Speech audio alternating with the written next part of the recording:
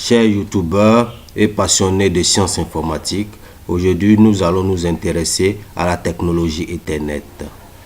Il existe la technologie réseau qui est l'ensemble des connaissances ou méthodes permettant d'innover et de connecter différents postes en réseau, tandis que la technologie Ethernet est un protocole de communication basé sur la communication de paquets.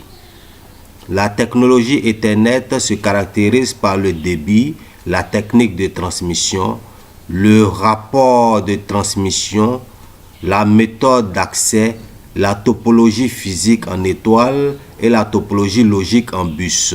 Notez que Ethernet est la technologie réseau la plus utilisée dans les réseaux locaux.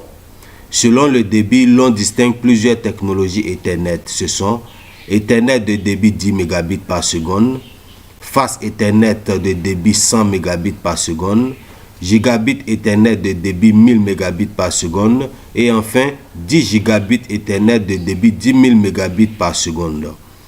Maintenant, retenez que le domaine de collision est la partie du réseau qui comporte un environnement partagé par plusieurs équipements. On retrouve des risques de collision dans les réseaux contenant des équipements de niveau 1. Dans les cas de collision, une segmentation s'impose de sorte à subdiviser un domaine de collision en plusieurs petits domaines. Le but d'une telle segmentation est d'utiliser des équipements de niveau 1 afin d'accorder une bande passante à chaque équipement et réduire les dégâts de collision.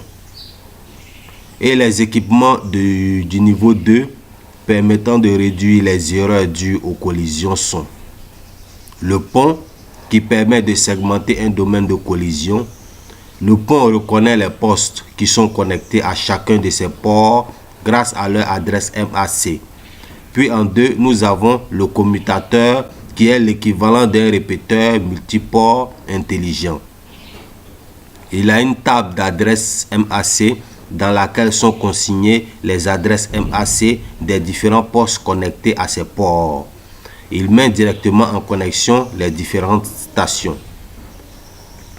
Puis en plus de la technologie Ethernet, vous devez retenir qu'il existe aussi le Wi-Fi ou le média sans fil.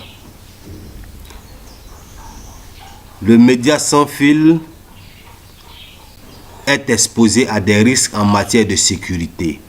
Ces dangers sont l'interception des données consistant à écouter les transmissions des différents utilisateurs, le détournement de connexion dont le but est d'obtenir l'accès à un réseau local ou à Internet, le brouillage des transmissions, les dénis de services rendant le réseau inutilisable. Les solutions à ces problèmes sont en 1, il faut installer les points d'accès selon la zone que l'on souhaite couvrir. En 2, il faut modifier le mot de passe. En 3, il faut modifier les clés de cryptage régulièrement. En 4, il faut mettre en place une liste de droits d'accès basée sur les adresses MAC des équipements autorisés à se connecter au réseau sans fil. En 5, l'on peut recourir à un serveur Radius. En 6, l'on doit définir les adresses IP fixes et désactiver la fonction DHCP.